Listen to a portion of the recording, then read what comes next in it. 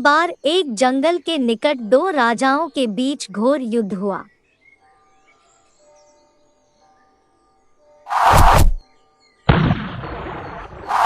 एक जीता दूसरा हारा।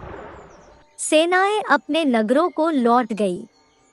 बस सेना का एक ढोल पीछे रह गया। उस ढोल को बजा बजाकर सेना के साथ गए भाट व चारण रात को वीरता की कहानियां सुनाते थे। युद्ध के बाद एक दिन आंधी आई।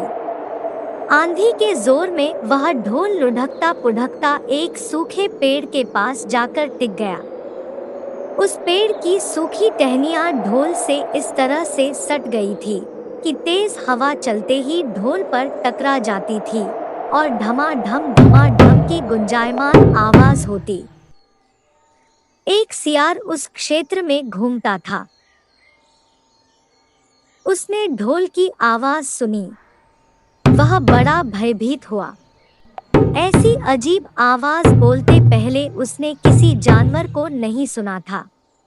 वह सोचने लगा कि यह कैसा जानवर है जो ऐसी जोरदार बोली बोलता है, धमाधम। सियार छिपकर ढोल को देखता रहता, यह जानने के लिए कि यह जीव उड़ने वाला है या चार टांगों पर दौड़ने वाला। एक दिन सियार झाड़ी के पीछे छुपकर ढोल पर नजर रखे था। तभी पेड़ से नीचे उतरती हुई एक गिलहरी कूदकर ढोल पर उतरी। हल्की सी ढम की आवाज भी हुई। गिलहरी ढोल पर बैठी दाना कुतरती रही। सियार बड़बड़ाया, ओह, तो यह कोई हिंसक जीव नहीं है, मुझे भी नहीं डरना चाहिए। सियार फूंक फूंक कर कदम रखता ढोल के निकट गया। ढोल का उसे न कहीं सिर नजर आया और न पैर। तभी हवा के झोंके से टहनियां ढोल से टकराईं। ढम की आवाज हुई और सियार उछलकर पीछे जा गिरा। सियार उठने की कोशिश करता हुआ बोला, अब समझ आया, यह तो बाहर का खोल है, जीव इस खोल के अंदर है। आवाज बता रही है कि जो कोई जीव इस खोल के भीतर रहता है वह मोटा ताजा होगा, चर्बी से भरा शरीर, तभी ये ढम ढम की जोरदार बोली बोलता है। अपनी मांद में घुसते ही सियार बोला, ओ सियारी, दावत खाने के लिए तैयार हो जा। एक मोटे ताजे शिकार का पता लगा कर आया हूँ। तुम उसे मार कर क्यों नहीं लाए?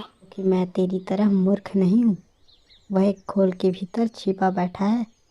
खोल ऐसा है कि उसमें दो तरफ सूखी चमड़ी के दरवाजे हैं। मैं एक तरफ से हाथ डाल उसे पकड़ने की कोशिश करता तो वह दूसरे दरवाजे से भाग न जाता।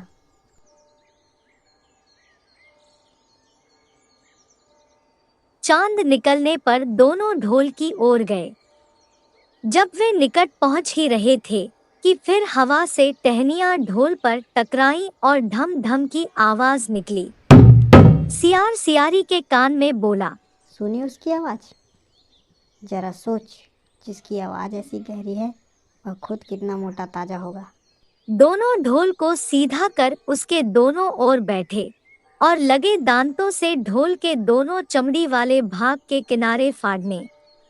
जैसे ही चमड़ियां कटने लगी, सियार बोला, होशियार रहना, एक साथ हाथ अंदर डाल, शिकार को दबोचना है।